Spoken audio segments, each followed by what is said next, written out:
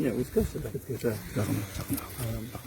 Дорогие друзья, мы сегодня собрались в Государственной комиссии по делимитации, демаркации государственных границ между Республикой Таджикистан и Кыргызской Республикой для того, чтобы решать все возникающие проблемы, споры, которые остались для наших народов, для наших государств от истории.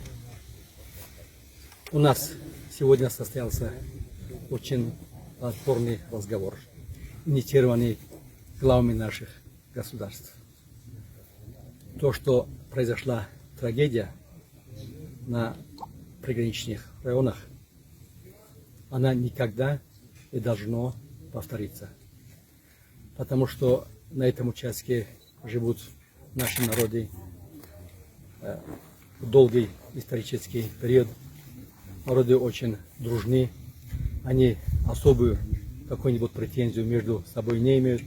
Мы должны, политики, решать на правовых основах все вопросы и дать возможность нашим народам жить в традиционном мире и дружбе.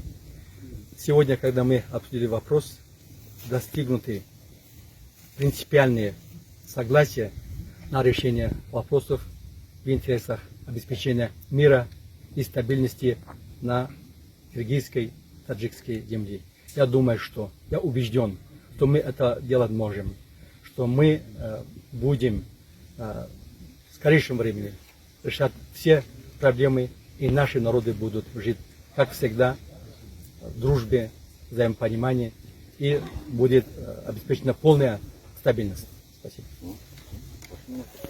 Уважаемые журналисты, сегодня мы, уважаемым Самим Саттаровичем, в составе государственной делегации по делимитации и демаркации встретились в Баткене и приняли протокол, состоящий из 4 пунктов, которые в интересах двух стран. Да, сегодня наши народы, народ Кыргызстана и Таджикистана переживают очень трудные времена, кризисные времена. У нас произошла трагедия двух стран.